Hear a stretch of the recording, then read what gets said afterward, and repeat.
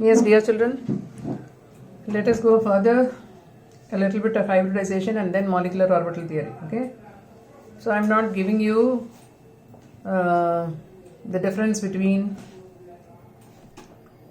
sigma and pi bond, which you have already seen and you already have the notes and everything. Still, one quick brushing up. Sigma and pi, what is the difference? It is formed by the overlap of atomic orbitals along the internuclear axis. This is the most important thing. Whereas pi bond is formed by the overlap of atomic orbitals above and below the plane of internuclear axis. Okay, this is the most important point. There can be only one sigma bond between any two atoms, whereas there can be more than one pi bond, but not more than two. Sigma bonds are shorter and stronger, and pi bonds are longer and weaker, and you have sigma bonds of the type SS, SP, PP, like that, whereas here you have PP or DP. So this will form pi bond. Okay, now let us see the shortcut to determine the hybridization state of a particular atom in a species.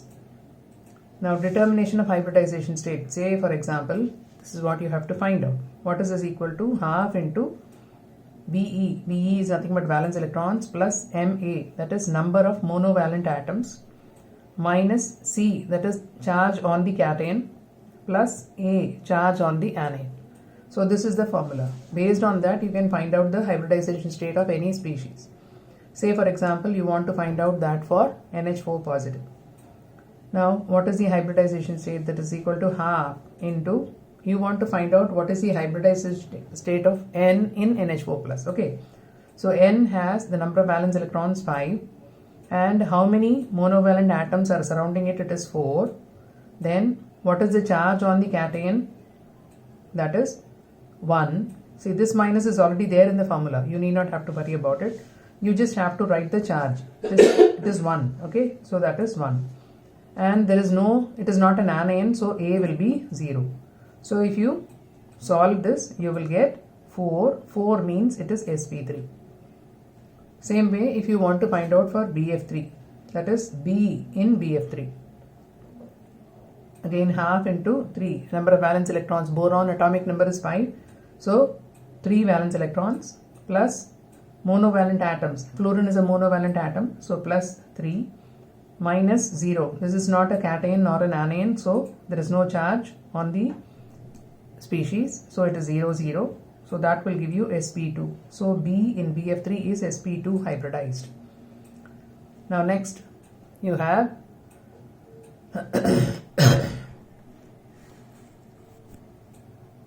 SO42 negative. Now in this, what you see, sulfur is having 6 valence electrons, and monovalent atoms are not there around sulfur because oxygen is divalent, so it is 0, and it is not a cation, so the charge is 0, and charge on the anion is minus 2. Is that clear? But here, according to the formula, it is plus just the charge, that just the numerical value you have to put, so it is 2. So that is giving you sp3 hybridization. 4 means sp3. Same way, PCl5, it is half into 5. Number of monovalent atoms 5, no charge, so half into 10 is 5, that is sp3d.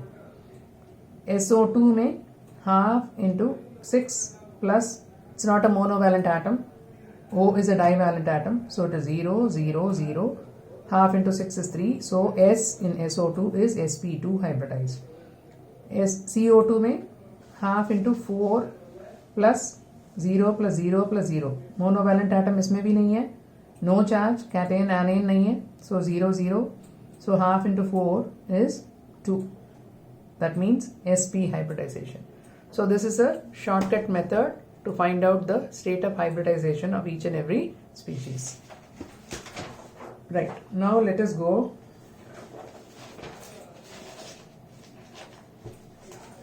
I have given you some more examples in the class.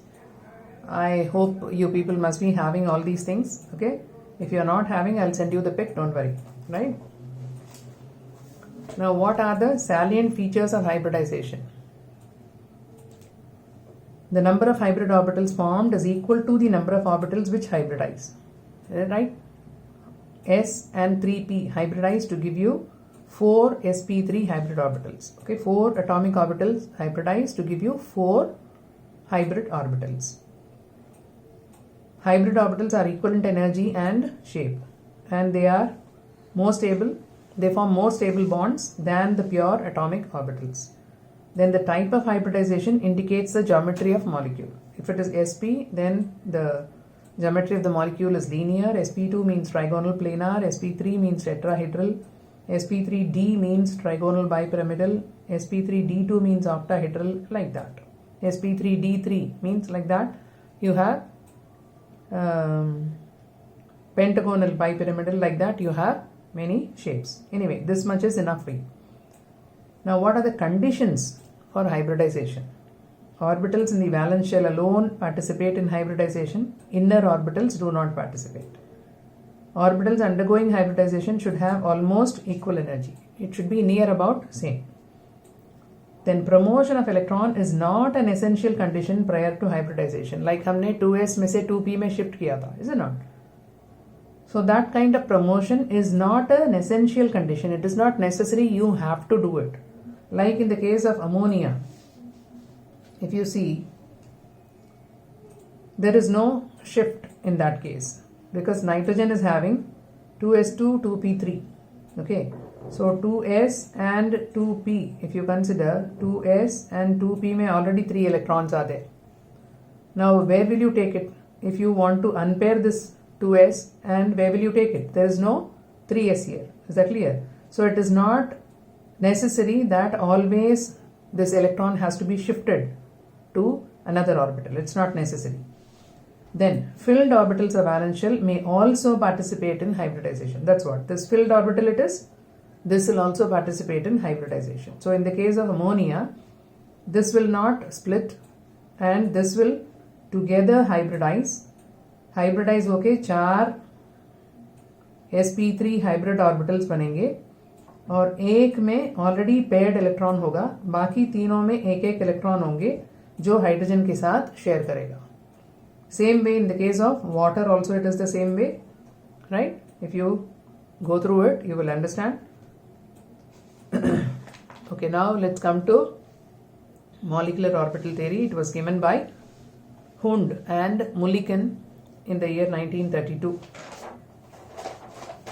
Okay, now let us quickly see what are bonding molecular orbitals and what are anti-bonding molecular orbitals. Okay, you should know the difference between bonding and anti-bonding molecular orbitals. Bonding molecular orbitals have lower energy, anti-bonding molecular orbitals have higher energy. That is the basic thing. It is formed by additive effect. Orbital, when they combine, it is due to additive effect and this is due to subtractive effect. So these are the main two differences between the two. Now what are the conditions for combination? The combining atomic orbitals should have comparable energies, that is 1s with 1s or 1s with 2pz only, 2s with 2s or 2p with another 2p. Right? Why 2pz? Can you guess? Because it is along the axis, z axis. हम horizontal axis लेते हैं यहाँ पे. So 2pz के साथ 1s का हो सकता है. ठीक है? Whereas x and y they are above and below the plane of internuclear axis. That is why here you don't take 2px or 2py. Then the combining atomic orbitals must have proper orientation, same symmetry होना चाहिए. That is the reason why it is taking place. 2pz with 2pz only. 2pz cannot overlap with 2px or 2py. Okay, and vice versa. And the extent of overlapping should be large. So these are the major conditions for the combination of atomic orbitals. Okay, now what is meant by sigma and pi molecular orbital? That is what we are going to see. Now initially let us see a few combinations, that is a few molecules, formation of molecules, and then we'll go for this. Now say for example you are seeing the formation of hydrogen. It is made up of 1s of one hydrogen atom combining with 1s of another, and these two will combine to give you two molecular orbitals. One is called as bonding molecular orbital, the other one is called as anti-bonding molecular orbital, and a total of 2 electrons are there. Since bonding molecular orbital is having lower energy, this is the energy axis, lower energy, both of them will go here, and this will be vacant or this will be empty. So your molecular orbital configuration will be sigma 1s2, and molecular orbitals, bonding molecular orbitals are denoted by the symbol sigma, and anti-bonding molecular orbitals are denoted by the symbol sigma star. Now sigma star is empty here, and your total molecular orbital configuration is simply sigma 1s2. Sorry. And how do you find out the bond order? Bond order is half of number of bonding electrons minus number of anti-bonding electrons. So it is half of 2 minus 0, so you will get 1, right? So this 1, what does it tell you? It tells you the number of bonds between the two atoms, that is 1 bond, right? And hydrogen is diamagnetic. Why diamagnetic? Because both the electrons are paired. It's there in one single bonding molecular orbital.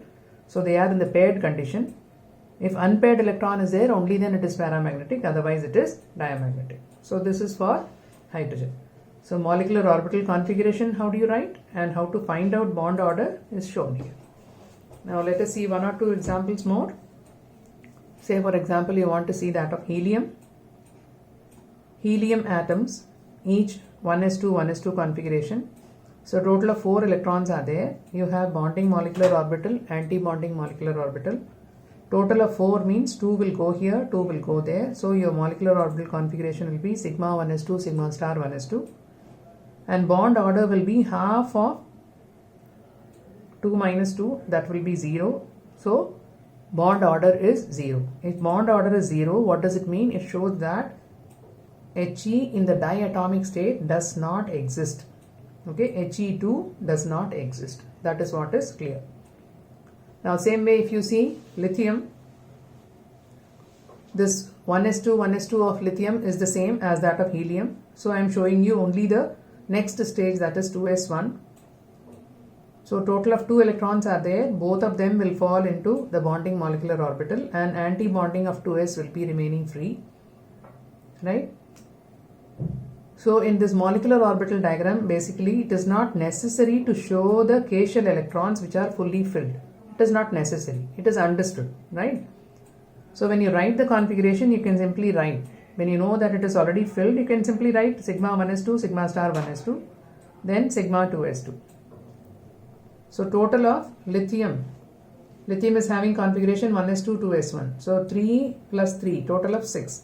And look at that, 2 plus 2, 4, 4 plus 2, 6. A total of 6 electrons is accommodated. Okay. So this filled shells can be represented as KK, closed K shell electrons. Exactly, that is what is represented as KK. KK sigma 2s2. इस तरीके से आप लिख सकते हो. Then bond order, if you find, it is 4 minus 2. Now you have to count together. Total number of bonding electrons is 2 plus 2, 4. Anti-bonding is only 2. So 4 minus 2 is 1. So lithium can exist in the form of lithium single bond lithium. It can exist. But it has been found to be existing in the vapor phase. And again here also there is no unpaired electron. So this is also diamagnetic.